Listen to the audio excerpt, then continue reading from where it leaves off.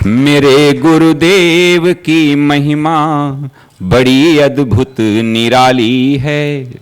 मेरे गुरुदेव की महिमा बड़ी अद्भुत निराली है भर जाती वो सब झोली जो जन्मों से ही खाली है भर जाती वो सब झोली जो जन्मों से ही खाली हैं। यहाँ तम की नहीं सत्ता, यहाँ हर दिन दिवाली है। यहाँ तम की नहीं सत्ता, यहाँ हर दिन दिवाली है। भराया लोक अंतर। 16वां श्लोक पढ़ते हैं 16वें से। अस्ति ब्रह्मेति चेद्वेद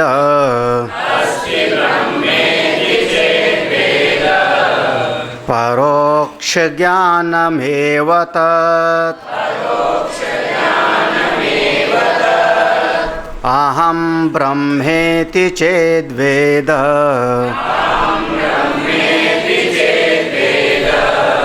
साक्षात्कारा स उच्यते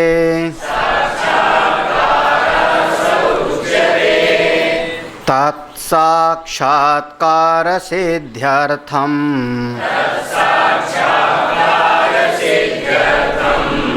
आत्मतत्त्वं विविच्यते। येनायं सर्वसंसारात्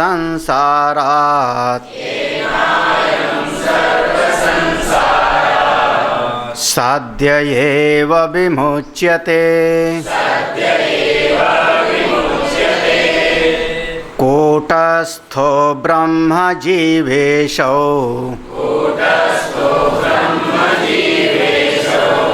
इत्येवं चिच्चतुर्विधा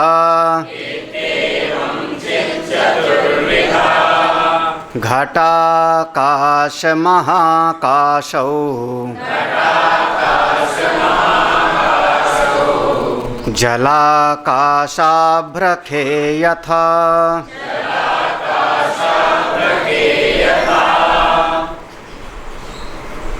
विद्या का दो स्वरूप है, एक परोक्ष और एक अपरोक्ष। परोक्ष विद्या और अपरोक्ष विद्या अध्यात्म जगत में ब्रह्म विद्या के मार्ग पर, न कि लौकिक जगत की विद्या। भौतिक जगत की विद्या की बात नहीं है, विद्या शब्द वहाँ भी प्रयोग किया जाता है, लेकिन भौतिक जगत की सारी विद्या जीवकोपार्जन की विद्या है। वो मुक्ति की विद्या नहीं है, वो शांति की विद्या नहीं है, वो जीवकोपार्जन की विद्या है। जब हम अध्यात्म विद्या में प्रवेश करते हैं तो दो विभाग हो गया। अध्यात्म विद्या में जिसका प्रयोजन परम शांति है, चित्त की निर्मलता है, चित्त की प्रशांत अवस्था है। एक परोक्ष विद्या और एक अपरोक्ष विद्या। परोक्ष विद्या में श्रद्धा हमारी परिपक्व हो जाती है, विश्वास हमारा बिल्कुल दृढ़ हो जाता है, बिल्कुल दृढ़ हो जाता है। संत की कृपा से, शास्त्र की कृपा से, सत्संग की कृपा से। हाँ, एक सत्ता है, बिल्कुल एक सत्ता है। हम कभी उसको भगवान कह देते हैं, कभी ईश्वर कह देते हैं, आज हम उसको ब्रह्म कह रहे हैं, लेकिन है, बिल्कुल हैं। वो हमारी रक्षा करते हैं, हम सबके नियामक वही हैं, कदम कदम पर हमको संभालने वाले वो परमेश्वर हैं। और जब ये श्रद्धा परिपुष्ट हुई, विश्वास परिपुष्ट हुआ, पूरी तरह से बिना डावाडोल हुए, कोई लाख डिगावे फिर भी हम डिगेंगे नहीं, तो इस दृढ़ श्रद्धा को, दृढ़ विश्वास को हम कहेंगे परोक्ष विद्या। इसीलिए नाम दिया अस्ति ब्रह्म इति। चेत, चेत माने यदि ऐसा दृढ़ विश्वास हुआ कि ब्रह्म है, एक सत्ता है जो हमको कदम कदम पर संभालती है, इसका नाम है परोक्ष विद्या। लेकिन अभी हमको ऐसा लगता है कि हाँ, ओ भगवान हैं, हे प्रभु कृपा करना, हे प्रभो आनंददाता, हे नारायण, हे परमेश्वर हम पर करुणा करना। जैसे हमने कहा हे प्रभु, अपने से थोड़ा दूर बनाया हमने। विश्वास तो है, श्रद्धा तो बिल्कुल परिपुष्ट है, लेकिन अपने से अलग बनाया। और जब तक अपने से अलग बनाया है उसको, तब तक आपकी सारी विद्या परोक्ष विद्या है। लगभग अब कह सकते हैं जितना आपका अभी तक का जो दिनचर्या रही हमारी, पूजा में, उपासना में, जाप में, अमुक तीर्थ में, व्रत में, ओ परमेश्वर आइए कृपा करिए, सब का सब परोक्ष विद्या हो गई। एक शब्द में आपका सारा का सारा साधना को हमने परोक्ष विद्या में डाल दिया, जितना कुछ किया। क्योंकि आपने आवाहन किया, आपने पुकारा। पुकारा माने किसको? जो हमसे दूर था उसको तो ना, जो हमसे कहीं अलग था उसको तो पुकारा आपने। भले वो गजेंद्र पुकारा आ गया, मैं कह रहा हूँ कि वो नियामक हैं, कृपा करते हैं, लेकिन अपने से पृथक तो समझा ना। अपने से पृथक समझा तो परोक्ष विद्या। और अहम ब्रह्मेति चेद वेद, अगर ये अनुभव कर लिया कि मैं ही साक्षात पर ब्रह्म हूँ, यदि कोई कर सके तो चेत, साधारण लोगों की बात नहीं है, कोई बिरला, एवरेस्ट पर कोई बिरला चढ़ता है। यदि ऐसा आप अनुभव कर सको, नहीं वो सत्ता मैं ही हूँ, मुझसे पृथक नहीं है, क्योंकि मुझसे पृथक जो भी होगा वो जड़ हो जाएगा, दृश्य हो जाएगा, अल्प हो जाएगा, विनाशी हो जाएगा, वो मैं ही हूँ। अगर ये अनुभव किया तो ये है आपका अपरोक्ष विद्या। दो विभाग, जब अपनी आत्मा से अलग नहीं समझा, अपने स्वरूप से पृथक नहीं समझा। हाँ, हमने अपने इस स्थूल सूक्ष्म कारण तीनों शरीरों से अलग हटके अपने आप को समझा चेतन, वो वही मैं हूँ, वही ब्रह्म है। ये अपरोक्ष विद्या। जिस समय उस अवस्था में पहुँच जाते हो, उस समय हम कहते हैं अब साक्षात्कार हो गया। साक्षात्कारः सा उच्यते, अब साक्षात्कार हो गया। किसका साक्षात्कार हुआ यहाँ पे? हाँ, किसका साक्षात्कार हुआ? ध्रुव ने तपस्या किया, बिल्कुल तपस्या किया, साक्षात्कार हुआ, लेकिन ध्रुव को शांति नहीं मिली, शांति नहीं मिली। राज मिला, वैभव मिला, शांति नहीं मिली। भागवत जी का सिद्धांत है। उनके सौतेले भाई को मार डाला, इतना क्रोध आया कि सबको मार डालूंगा। तो मनु महाराज आके उपदेश देते हैं, अलम वत्स अतिरोषेण द्वारम पापम आत्मना। जब मनु महाराज गुरु बन के उपदेश करते हैं तब उनको शांति मिलती है। हाँ, पृथु महाराज ने यज्ञ किया, बड़े बड़े यज्ञ किया होगा, शांति नहीं मिली। भागवत जी का सिद्धांत है। भागवत जी के चौथे स्कंद का, चतुर्थ स्कंद का मूल सिद्धांत है कि बिना गुरु जी के उपदेश के शांति नहीं मिलती, चाहे कोई कितना भी कर लेवे। पृथु महाराज का यज्ञ, एक से एक उनका घोड़ा चुरा लिया जाता है, बड़ा विक्षेप होता है, अंत में जा कर के उनको उपदेश प्राप्त होता है तो शांति मिलती। कोई होंगे प्राचीन बरही नाम के राजा, नहीं शांति मिलती। बड़े बड़े यज्ञ अनुष्ठान करने के बाद भी जब उनको पुरंजन की कथा सुना के उपदेश दिया गया तब शांति प्राप्त होती है। महाराज, जिसको साक्षात्कार आप लोग कहते हो कि हाँ आज हमने भगवान का साक्षात्कार कर लिया, ध्यान में बैठे थे, ऊपर से उतरे चतुर्भुज रूप में, बिल्कुल चमाचम प्रकाश ही प्रकाश, वो परोक्ष विद्या है। क्योंकि आपने देखा, आपने उनको अनुभव किया, आपने उनसे वार्तालाप किया, आपका हृदय निर्मल था, भाव से भरा था आपका हृदय, बिल्कुल इस हृदय शुद्ध था। अशुद्ध चित्त में वो भी दर्शन नहीं होगा। लेकिन ये है परोक्ष विद्या। जब समझ लिया कि मुझसे वो अलग है नहीं तो कौन आएगा कौन जाएगा, ना आना है न जाना है, ना उत्पत्ति है न विनाश है, अहम ब्रह्म इति चेद वेद, अगर ये समझा तो ये असली साक्षात्कार है। कैसे करूं महाराज? हाँ, बात तो अब यही करना है, यही मन के भीतर यही करना है, अपनी आत्मा ही परमात्मा है, ये अनुभव करना है। तो कहते हैं तत्साक्षात्कार सिद्ध्यर्थम, अपने आत्मस्वरूप में उस सत्ता को साक्षात करने के लिए हम आपको अलग अलग करके समझाते हैं। विविच्यते, अलग अलग करके समझाते हैं, क्योंकि ऐसे नहीं समझ पाओगे। सार तो मैंने बता दिया कि आत्मा ही ब्रह्म है, ये अनुभव कर लो, मुक्त हो जाओ, लेकिन नहीं समझ पा रहे हो तो तुमको हम अलग अलग करके समझाते हैं। विविच्यते, कैसे अलग अलग करके, क्यों? जिससे आप इस संसार बंधन से बहुत जल्दी छूट जाओगे, संसार के दोषों से, राग द्वेष शोक मोह, रोज का रोज भय स्थान सहस्राणी शोक स्थान शतानि चा, कभी शोक कभी भय, इससे छूट जाओगे, इससे छूट जाओ। इसलिए तुमको बताते विमुच्यते। कैसे? तो उस चेतन के, वह जो चैतन्य सत्ता है जिसको हमने कहा था चित्त, याद करना, हाँ, चित्त, अंतर्यामी, सूत्रात्मा, विराट, याद है ना। फिर धौती घट्टी, धौती घट्टी लांछित, हाँ याद रखना। अब उसी सिद्धांत का वो जिसको चित्त कहा था, जिसको चित्त कहा था, उस चेतना के, उस चित्त की 4 स्थितियां होती हैं। उन 4 स्थितियों को हम अलग अलग नाम दे देते हैं, कूटस्थ, ब्रह्म, जीव और ईश। उस चित्त की ही 4 स्थिति, कूटस्थ, ब्रह्मा, जीव और ईश है। वो चित्त ही एक ही चीज़, एक ही चीज़ है। कैसे? नहीं समझ में आया, महाराज तब दृष्टांत देते। जैसे इस आकाश की 4 स्थिति होती है, एक महाकाश है विस्तार में, जिसका कोई और छोर नहीं, आदि अंत नहीं, महाकाश।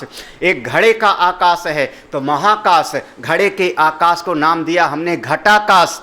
और इस महाकाश के ऊपर जो बादल हैं, उन बादल में भी तो आकाश है ना, उन बादल में भी आकाश है, तो उसको हमने कहा मेघाकाश। महाकाश, मेघाकाश, घटाकाश, और घड़े के भीतर हमने 5 लीटर जल डाला, तो उसका नाम हुआ जलाकाश।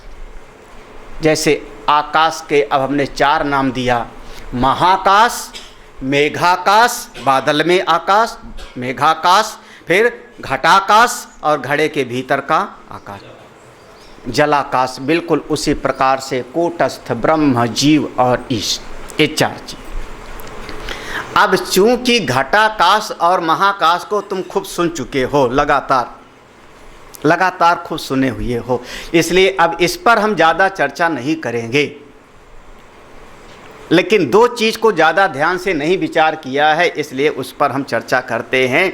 कौन सा? मेघाकाश और जलाकाश। हम प्रसिद्ध होने के कारण, शुद्ध हिंदी पढ़ रहा हूँ, प्रसिद्ध होने के कारण घटाकाश और महाकाश का निरूपण करना छोड़कर जलाकाश का निरूपण इस श्लोक में किया जा रहा है। प्रसिद्ध, सब संत वही सुनाते हैं, तो सब संत वही सुनाते हैं, तो वही हम सुनावे तो क्या बात है। हाँ चलो हम पढ़ते हैं। घटावच्छिन्न खेनीरम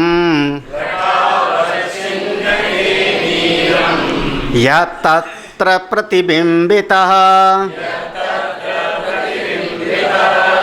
साभ्र नक्षत्र आकाशो जलाकाश उदीर्यते महाकाशस्य मध्ये यन्मेघमण्डलमीक्ष्यते प्रतिबिम्बतया तत्र मेघाकाशो जले स्थितः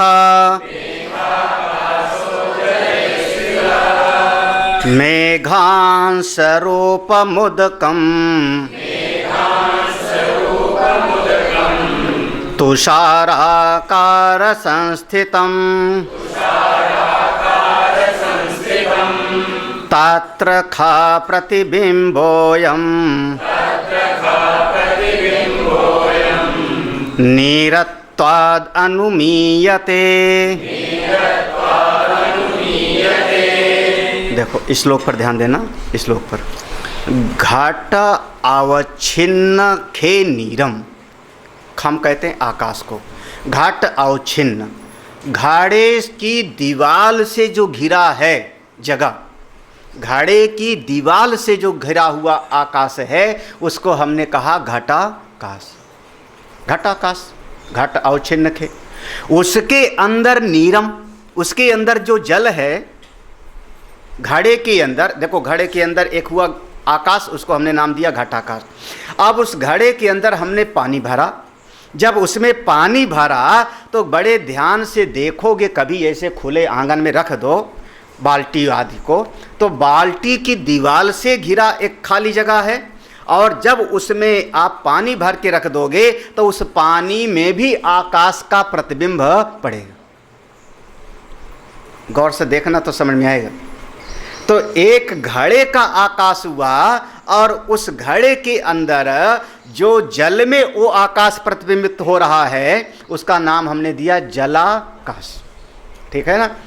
या तत्र प्रतिबिंबिता, या तत्र प्रति, जो उसमें जल और यहाँ तक कि आगे भी आगे कहेंगे, अगर ऊपर नक्षत्र निकला है, चांद निकला है, तो नीचे दिखाई पड़ेगा। हाँ, अरे इतना तो सुना है ना कि भगवान कृष्ण नाराज हो गए, मैया मैं तो चंद खिलौना ले ही हूँ। हाँ, जब बहुत नाराज हुए और पाँव पीटने लगे तो कठौता रख दिया, ऐसे तो कुछ सुना है, कठौता रखा कि परात। अब यशोदा मैया काय में जल भरी आप समझो, लेकिन जल भर के रख दिया, और देख देख लाला इसमें चांद दिखाई पड़ रहा, ये चांद आया, बस लाला खुश। तो उस जल में भी तो आकाश प्रतिबिंबित हुआ ना। तो एक तो उस घड़े की दीवार से घिरा हुआ आकाश हुआ, उसका नाम हुआ घटाकाश।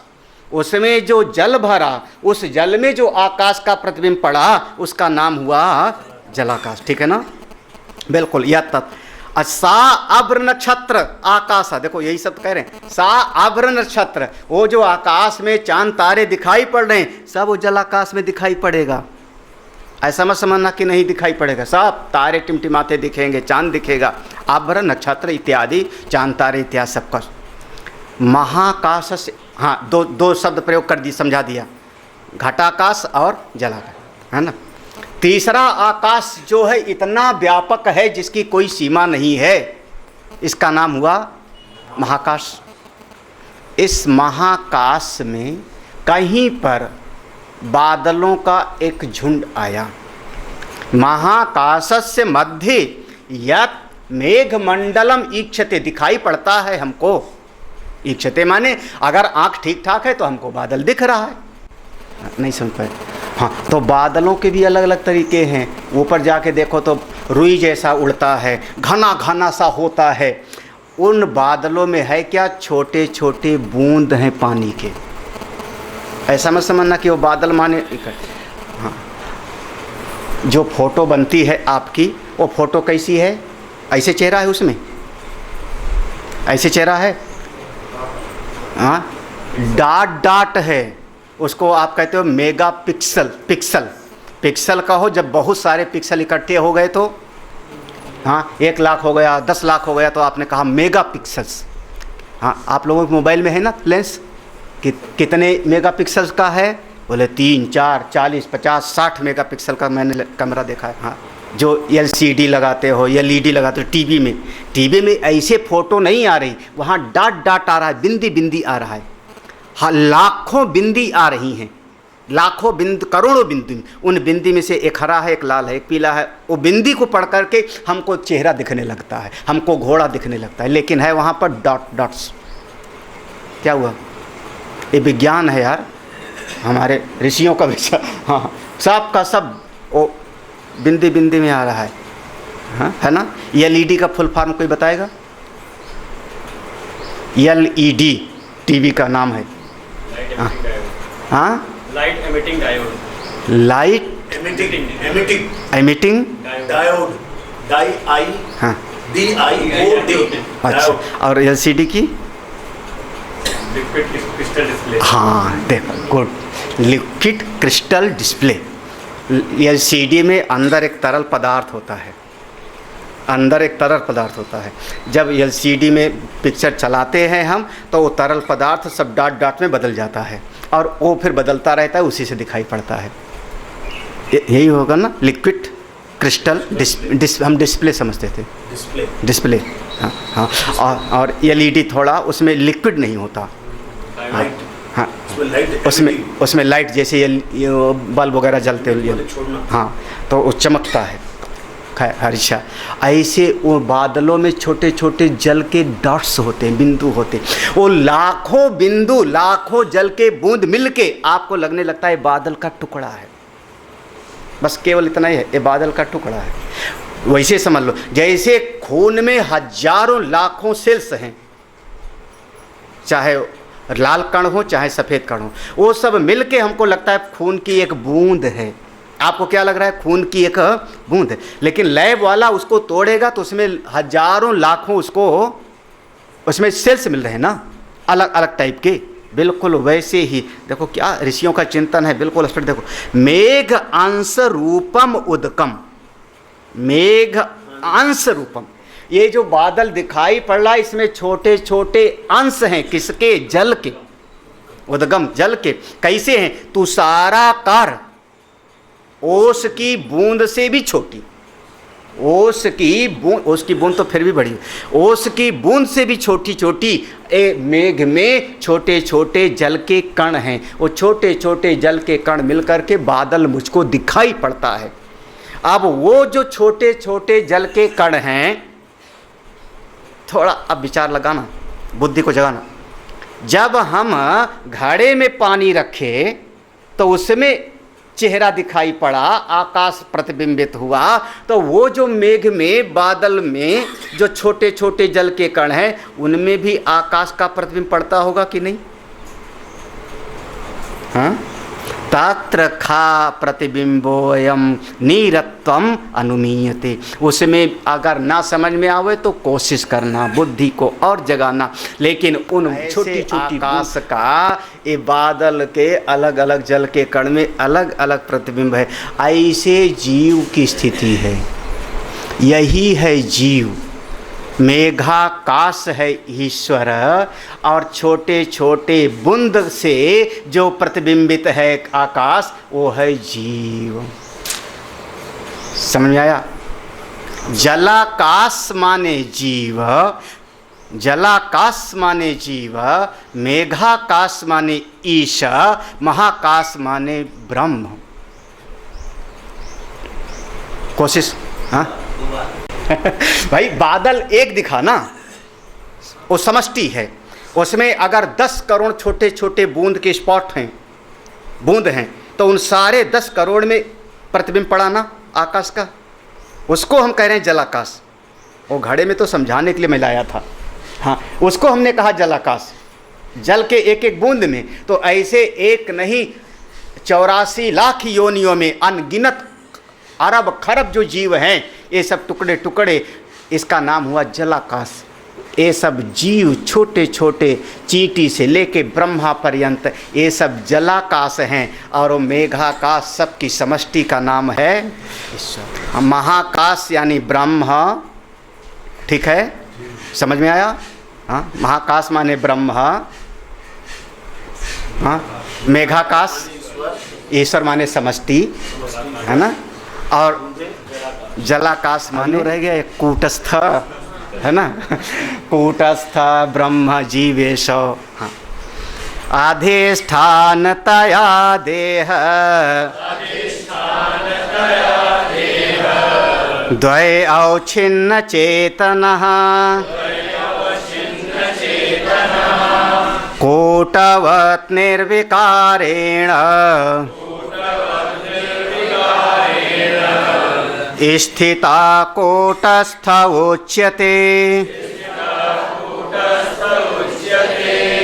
कूटस्थे कल्पिता बुद्धि तत्र चेत् प्रतिबिंबकः प्राणानां धारणात् जीवः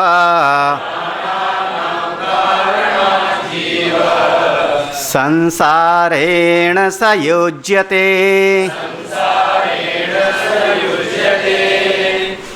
अधिष्ठानतया, जो पक्का अधिष्ठान के जैसे टिका रहता है, बिना कोई डामाडोल हुए, बिना किसी हलचल के।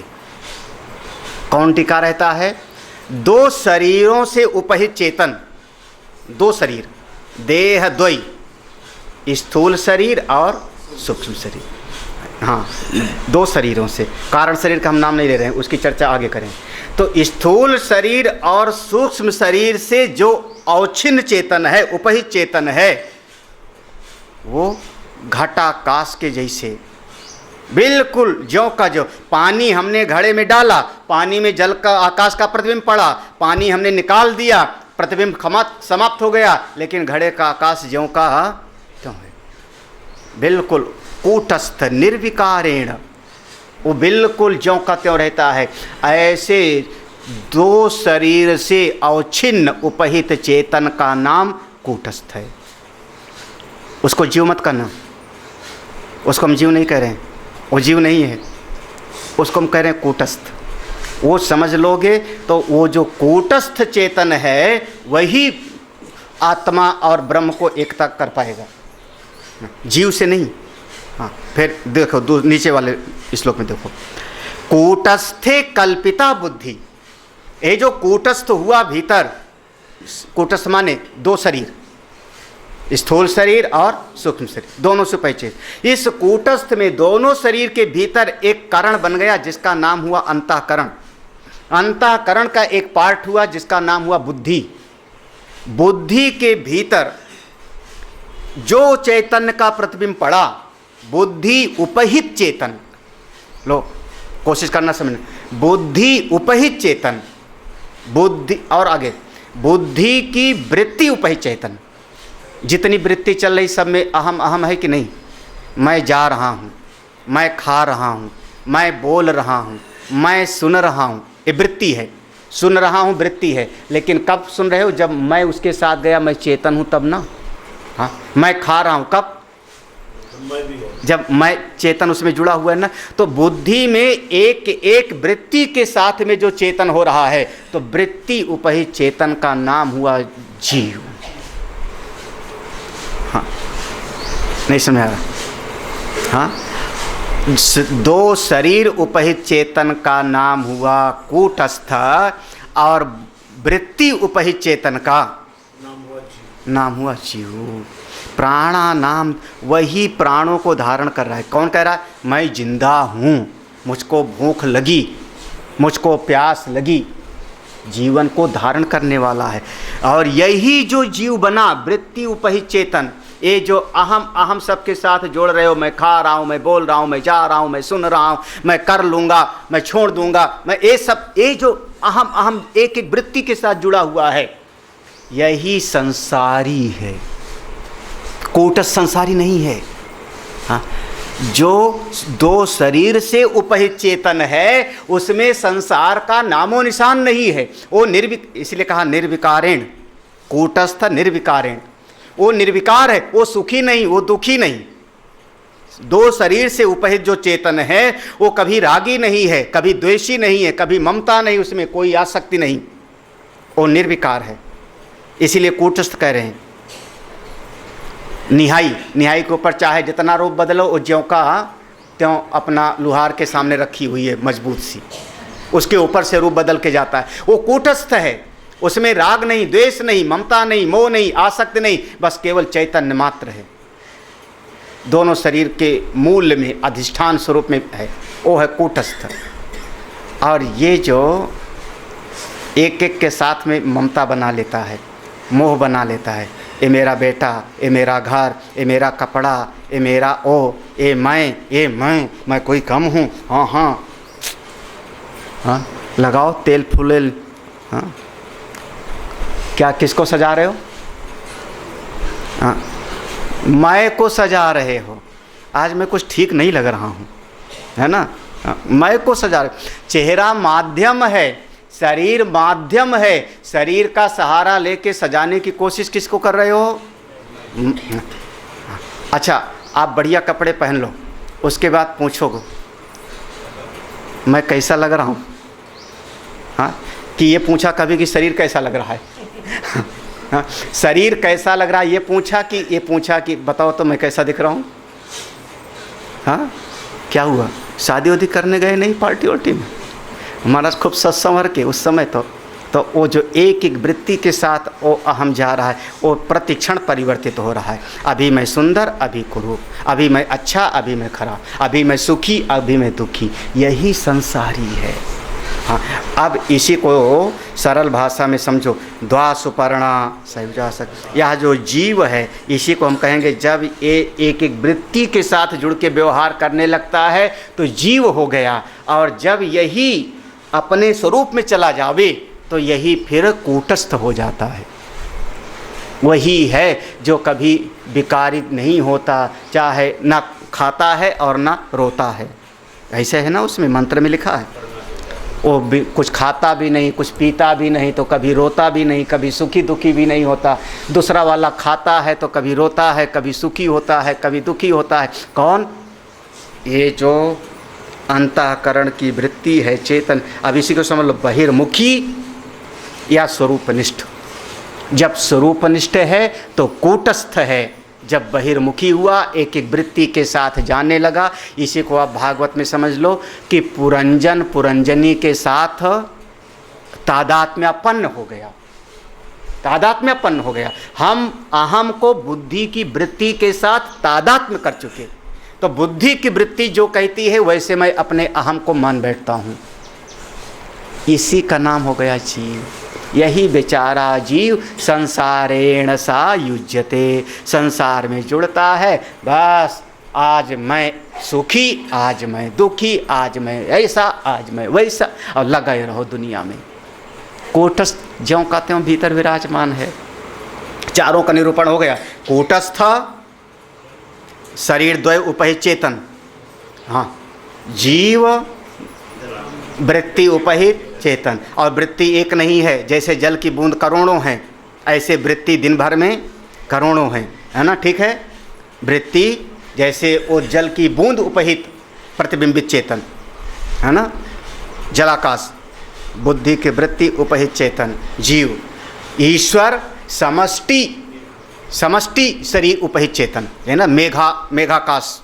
और ब्रह्म जो अनुपहित चेतन, अनुपहित चेतन, अनवच्छिन्न चेतन, हाँ, महाकाश। हो गया चारों, समझ में आया? स्थूल सूक्ष्म शरीर उपहित चेतन कूटस्थ व्यष्टि, ठीक है। तो ये हुआ कूटस्थ। समष्टि स्थूल सूक्ष्म शरीर उपहित चेतन ईश्वर। तो मेघाकाश हो गया ना। मैंने क्या, मेघाकाश समष्टि हो गया, उसमें एक एक बूंद जल व्यष्टि हो गया। ऐसे व्यष्टि रूप में स्थूल सूक्ष्म शरीर उपहित चेतन कूटस्थ, उपहित चेतन, लेकिन कौन? निर्विकार। इसलिए शब्द दिया निर्विकार है, निर्विकार कूटस्थ। व्यष्टि स्थूल सूक्ष्म शरीर उपहित चेतन कूटस्थ, और समष्टि स्थूल सूक्ष्म शरीर उपहित चेतन ईश्वर। निरुपाधिक चेतन ब्रह्म, ब्रह्म। और वृत्ति उपहित चेतन जी। साधो ये मुर्दों का गांव, सब मरे हुए हो। हाँ, अच्छा, अगर आप मरे हुए ना होते तो शेर जब हमको देखता है तो कहता है ये भोजन है मेरा। भोजन कौन?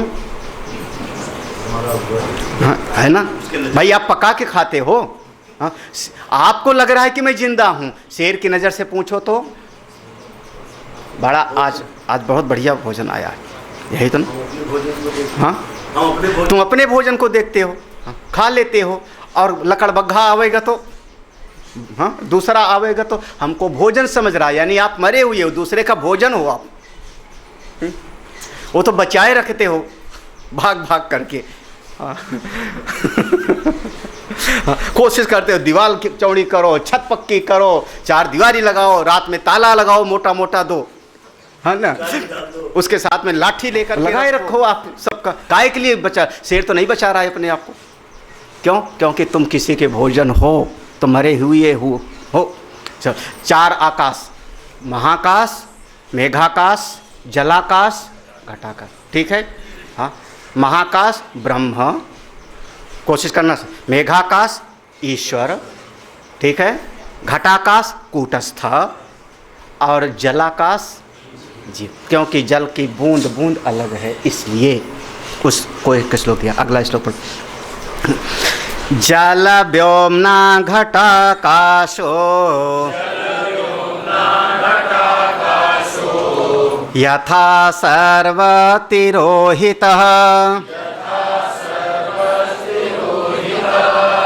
तथा जीवेन कूटस्थः सो अन्योन्याध्यास उच्यते।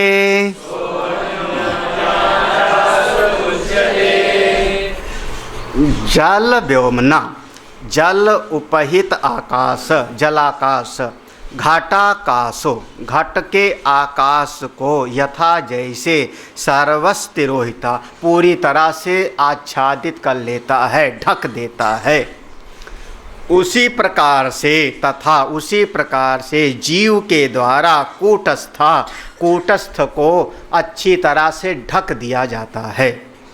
जैसे जलाकाश ने घटाकाश को ढक दिया, ऐसे जीव ने कूटस्थ को छुपा दिया। इसी का नाम है अन्योन्या अध्यास। जिस समय, हाँ अच्छा, जिस समय अब वो हमने बाल्टी में पानी रखा, उस पानी में चांद दिखाई पड़ा, आकाश दिखाई पड़ा, उस समय कभी होश में आता है कि यहाँ घड़े का भी आकाश है? हाँ हाँ, उस समय घड़े का आकाश क्या हुआ? कोई मतलब ही नहीं, वो ढक ले रहा है। हाँ? एक बार स्वामी वामदेव जी ने हमको दृष्टांत सुनाया, उस समय जब पढ़ रहे थे पंचदशी, उसी समय उनका दिया वो दृष्टांत, और एक ज्ञान वैराग प्रकाश में है कि कोई एक महात्मा जी तालाब के किनारे बैठे स्नान कर रहे थे। तालाब के किनारे स्नान करके निकले, ध्यान करने बैठे, नज़र खुली तो देखा क्या कि तालाब में एक बहुत बढ़िया सोने की हार चमक रही, क्योंकि तालाब में बिल्कुल स्वच्छ जल है, वहाँ भीड़ नहीं है, पानी बिल्कुल साफ है, तो उसमें एक हार चमक रहा है। महाराज रहा नहीं गया, ये अगर मिल जावे तो शायद ये रोज़ रोज़ का भिक्षा मांगना समाप्त। छलांग लगाया, ले आऊँ, गए, कूदा, पूरा ढूंढा, उसको मिला नहीं, बाहर निकले। थोड़ी देर के बाद में जब जल शांत हुआ तो फिर चमकने लगा वो हार। दिल में आया, ढूंढा तो लगता है कुछ रह गया, फिर से ढूंढो। अब भजन तो गया भूल, राम राम गए पर भूल, और फिर से छलांग लगाई। जब 3-4 बार छलांग लगाई, मिले ना, तब तक निकल आया, दोपहर हो गई, सर के ऊपर सूर्य देवता आ गए, सर जो है गर्मी से तपने लगा, तो नज़र ऊपर उठाई, तो नज़र ऊपर उठाई तो देखा क्या कि ऊपर एक चील का घोंसला है, और वो चील किसी राजा के यहाँ गई थी, राजा के यहाँ राजरानी नहा वहा रही थी, उसी का वो हार उठा के ले आई थी, अपने घोंसले पर लटका दिया था। वो घोंसले की लकड़ी में वो हार लटक रहा था, और नीचे वो लकड़ी ऐसे तालाब के ऊपर है, तो नीचे वो हार दिखता था। समझ रहे हो क्या आप? हाँ। तो जहाँ हार दिख रहा है वहाँ तो है ही नहीं ना, जहाँ दिख रहा है वहाँ तो है ही नहीं। हाँ, और जहाँ है वहाँ पर नज़र, अरे जहाँ सुख ढूंढ रहे हो वहाँ नहीं है। जहाँ आपको सुख दिखाई पड़ रहा है ना, घर में, गाड़ी में, धन में, रुपया में, संपत्ति में, वैभव में, बेटा बोटी में, नाती पोता में, जहाँ तुमको सुख दिखाई पड़ रहा है वहाँ है नहीं। हाँ, लटका कहीं और है। ये नहीं कि असत नहीं है जरूर है, लेकिन जहाँ ढूंढ रहे हो वहाँ नहीं है। अभी मत कहना वो महात्मा जी पागल थे, हम तो बुद्धिमान। तुम सोचते हो बेटा हो जाएगा तो सुखी हो जाएंगे, पोता हो जाएगा तो सुखी हो जाएंगे, धन हो जाएगा, तो है नहीं, वहाँ पर है कहीं और जहाँ है उधर नज़र जल्दी जाती नहीं है। तो जिस समय उस जल के भीतर वो एक प्रतिबिंब बना आकाश का, वहाँ पर हार दिखाई पड़ा, तो उस समय जल के भीतर वो जो तालाब का आकाश है वो तो भूल गया ना। तालाब के आकाश को जल के आकाश ने पूरी तरह से ढक लिया, समझना है ना। कोशिश करो समझने की। जिस जल में वो प्रतिबिंब पड़ रहा है, तालाब का आकाश तो पूरा का पूरा है, लेकिन तालाब के आकाश को मैं गया भूल, और जल के आकाश में जो दिखाई पड़ रहा है उसमें गया मैं पूरी तरह से फंस गया। बिल्कुल उसी प्रकार से यह जो जीव भाव है, ये जीव भाव कूटस्थ को पूरी तरह से ढक लेता है। अरे वही समझो ना, वो जो चित्र बना उस चित्र को ले आओ, उस चित्र को जब रंजित कर दिया हमने तो उसने मूल वस्त्र को ढक लिया कि नहीं? जो मूल कपड़ा था कौन सा? धोती, धोती को पूरा का पूरा ढक लिया ना।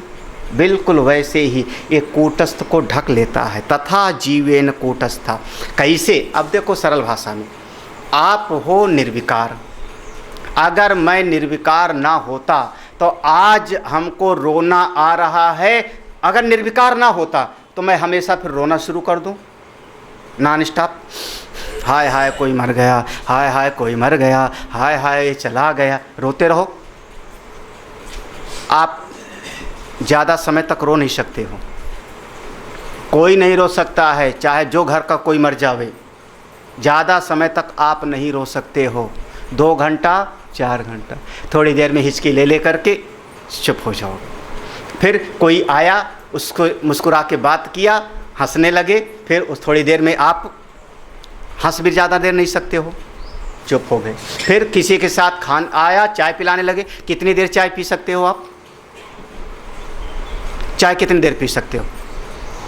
आधा घंटा, 1 घंटा पीते रहो, मैं पिलाऊं, एक बाल्टी बना के रखूं, फिर मुंह में एक नली लगा के, और महाराज मारोगे मुझको। ज़्यादा देर आप खा नहीं सकते हो, ज़्यादा देर तो ये जो एक आप जब खाने लगे तो बड़े सुखी हो रहे हो, बड़े सुखी, लेकिन आप एक ऐसी अवस्था में हो जो निर्विकार है, उसको ये ढक रहा है। मज़ा आया खाकर, ये मज़ा आया पी करके, इससे बात करके बहुत मज़ा आया, हाँ इससे मिल करके बड़ा सुख मिला। तो ये जो एक एक वृत्ति आ रही है, ये आपके जो निर्विकार को है वो ढक रहा है, लेकिन आप सबको छोड़ के निर्विकार में जा रहे हो, कूटस्थ में जा रहे हो। थोड़ी देर तक इसको भोगा, फिर वहाँ पर चले गए। हाँ, जैसे मेरो मन अनंत कहाँ सुख पावे, जैसे उड़ जहाज कई पंछी। हाँ, तो आप उड़ते तो आते कहाँ पर हो? बार बार कूटस्थ निर्विकार में, शांत में। वो है कूटस्थ, वो है कूटस्थ, जहाँ लौट के फिर आते हो। अगर आपको वहीं सुख मिलता है तो वहीं रहो ना, छाती से लगाए रखो बेटा बेटी को। महाराज ज़्यादा देर रोना शुरू कर देवे तो बच्चों को, छोटे बच्चों को भी थप्पड़ मारते हैं लोग। हाँ, छोटे बच्चे को मारे हो कि नहीं थप्पड़? हाँ, क्यों मारा? बड़ा प्रिय तो है, बोले ज़्यादा देर नहीं जाना, अपने निर्विकार में है। अच्छा, निर्विकार में बच्चा, अगर बच्चा सोए ना और आपको सोने ना दे तो दोनों नूरे मंजिल पहुंचोगे। एक जगह है लखनऊ, ये यहाँ, इसके यहाँ डॉक्टर हैं, उनके पास पागल हो जाओगे ना सो पाओ तो सोने जाते हो ना, कहाँ? वो निर्विकार में। थोड़ी देर के लिए ये मन की खटपट बंद हो जाए, वहाँ चले जाओ, एक बंद हो जाए, ये सुख दुख का डावाडोल का। तो अब देखना, ये जो सुख दुख वाला डावाडोल है, ये कूटस्थ को ढक लेता है। जाते हो आप, रोज रोज जाते हो, इसमें आते हो भोग करके, फिर वहाँ जाते हो, इसमें सुख दुख उठा के फिर वहाँ जाते हो, आते भोगते हो फिर वहाँ जाते हो, ये देखते हो फिर जाते हो, लेकिन फिर भी इसमें इतना रम जाते हो कि जब वहाँ जाते हो ना तो भी उसी की याद करते जाते हो। इसलिए कूटस्थ का बोध नहीं। हाँ, याद किसकी करते हो? उससे मिल करके बड़ा मज़ा आया, वहाँ पार्टी में जाके बड़ा मज़ा आया, उनसे बात करके हृदय गदगद हो गया। अब गए कूटस्थ में, याद किसकी कर रहे हो? तो ये जो जीव वृत्ति है, ये मूल कूटस्थ को ढक लेती है। हाँ, हम भी उसी लिए आते हैं। हाँ, निर्विकार को याद करने निर्विकार को याद करने, बिल्कुल यहाँ समझ में आता है। यहाँ नहीं आओगे तो, अगर पंचदशी नहीं पढ़ोगे तो, हाँ नहीं पढ़ोगे पंचदशी तो अगला श्लोक पढ़ लो। यहाँ नहीं आओगे तो क्या होगा? नहीं आओगे तो क्या होगा? हाँ, अन्योन्याध्यास बाद में इसको पढ़ाना, जब अध्यास भास से चलेगा तो उसमें देखें। अयम जीवो न कूटस्थम विविनाक्ति कदाचन अनादि अविवेकोऽयम् मूला विद्येति गम्यताम् विक्षेप वृत्तिरूपाभ्याम् द्विधा विधा व्यवस्थिता ना भाति नास्ति कूटस्थ इत्यपादानमावृते अज्ञानी विदुषा पृष्टः कूटस्थं न प्रबुध्यते ना भाति नास्ति कूटस्थ इति बुद्ध्वा वदत्यपि अयम जीवः। देखो बिल्कुल डायग्नोसिस कैसी है। आप कह रहे हैं अयम जीवा, ये जीव कौन सा जीव? कौन सा जीव? जो सुख दुख पा रहा। हाँ, जो वृत्ति के साथ क्षण क्षण में घूम रहा है। हाँ, एक ऐसी स्त्री है जो दिन भर में 100 रूप बदलती है। याद आया पुरंजन उपाख्यान में, है ना? नहीं, हाँ, एक ऐसी स्त्री तो हाँ, तो वो जो वृत्ति उपय चेतन है, अयम जीवा, ये जीव, ये जीव क्या बिल्कुल ये पॉइंट आउट कर रहे हैं। ये जीव जो हर वृत्ति के साथ जाके कभी सुखी, कभी दुखी, कभी रागी, कभी द्वेषी, ये जीव कूटस्थम विविनक्ति ना, ये कभी कूटस्थ को अलग समझ नहीं, कदाचन कभी।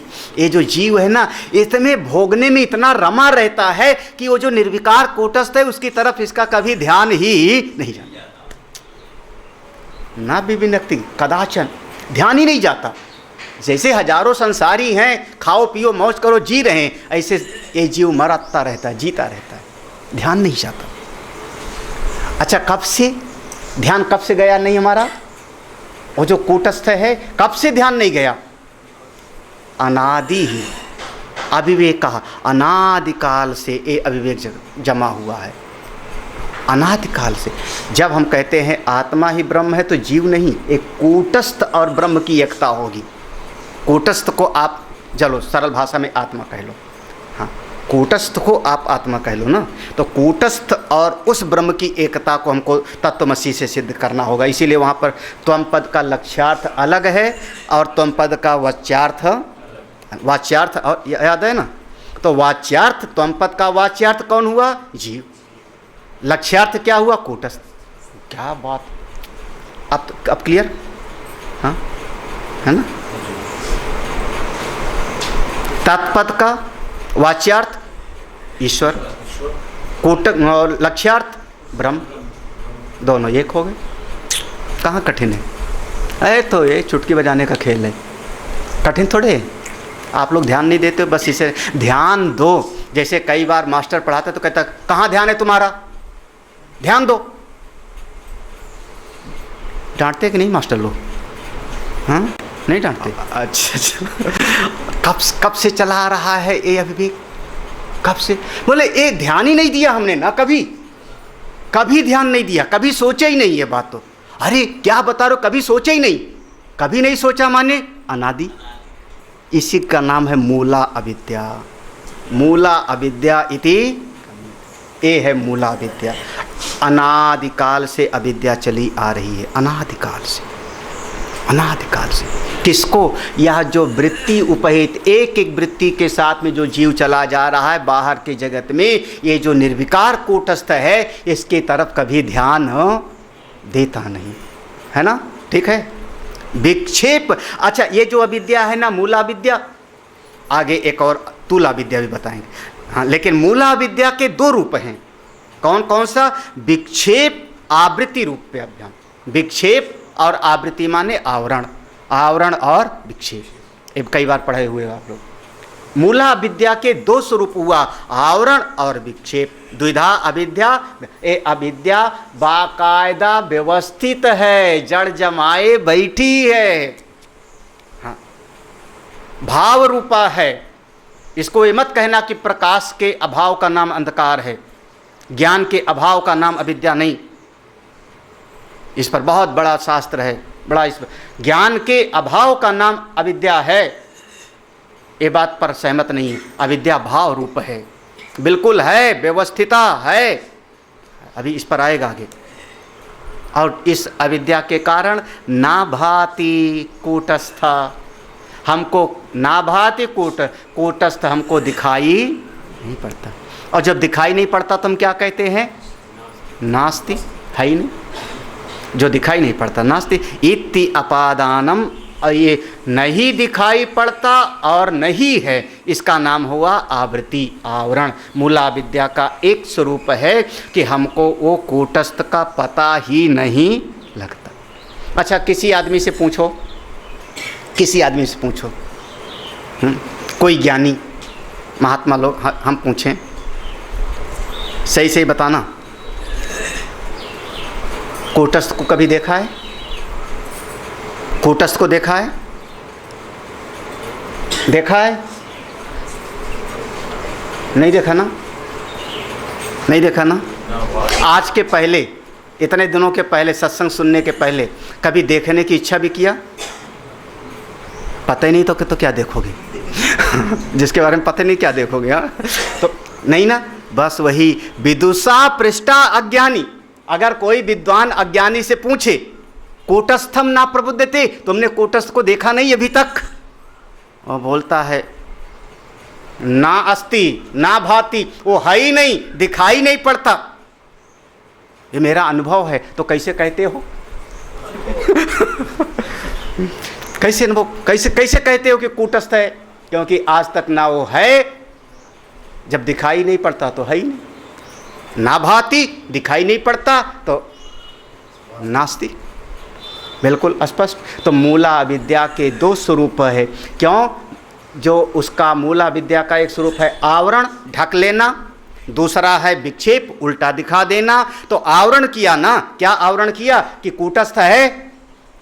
आपने कहा नहीं, दिखाई नहीं पड़ता, है ही नहीं, ये है कौन? आवरण, आवृत्ति, आवृत्ति मैंने ढक लेना, आवरण ढक लिया, कूटस्थ को दिखाई नहीं पड़ रहा ज्ञान। और फिर इसके बाद विक्षेप काम करने लगेगा तो करोगे क्या? वो जो चित्त वृत्ति उपहित चेतन है उसी के साथ जुड़ जाओगे तो विक्षेप हो जाएगा, तदाकार वृत्ति हो जाएगी। एक एक वृत्ति के साथ में फिर आपका जो है अहम जुड़ करके फिर रागी, भोगी, सुखी, दुखी, संसारी ऐसा मान लोगे और आप जीव भाव में आ गए। बहुत बढ़िया। तो चार चीज़ को समझा दिया यहाँ पे। हाँ, मैं भूल गया। महाकाश, घटाकाश, मेघाकाश, फिर वैसे, हाँ, फिर महाकाश जैसे ब्रह्म सर्वव्यापक है ना, फिर उसमें सर्वव्यापक में मेघाकाश ईश्वर, क्योंकि बहुत बड़ा बादल है, उस बादल में लाखों अरबों बूंद हैं, स्पॉट हैं, जलाकाश। ऐसे ईश्वर के भीतर हजारों लाखों कौन हुआ? जीव, है ना, जीव। ये जीव के दो स्वरूप हैं, जीव का दो स्वरूप हुआ, एक एक वृत्ति के साथ में जाता है और दूसरा एक घटाकाश के जैसे कूटस्थ रहता है। एक एक वृत्ति के साथ जब जीव चला जाता है तो संसारी, सुखी, दुखी, रागी आदि हो जाता है, लेकिन वहाँ से भोग करके आता कहाँ पर है? वो निर्विकार कूटस्थ में। वो कूटस्थ को भूला हुआ है, वही भूला। अगर कूटस्थ पर ध्यान चला जावे तो बेड़ा पार, वो ब्रह्म है। हाँ, अंतःकरण। अविद्या का आश्रय क्या है? तो इस पर बहुत विचार किया जाएगा। अविद्या का आश्रय क्या है? तो आश्रय क्या है? जब इस पर विवेक किया जाता है तो स्व आश्रय कहा जाता है। ये अविद्या जहाँ रहती है उसी को आश्रित करती है, स्व आश्रया, स्व विषया। हाँ, लेकिन मूला अविद्या माने मैं नहीं जानता हूँ, मैं नहीं जानता हूँ, किसको? इसके दो स्वरूप है। एक तो अपने कूटस्थ को नहीं जान रहा हूँ, तो हो गया आवरण, है ना। फिर एक एक वृत्ति के साथ में बाहर भटकने लगा, इसका नाम हो जाएगा विक्षेप, उल्टा जान। ओम पूर्णमदः पूर्णमिदं पूर्णात् पूर्णमुदच्यते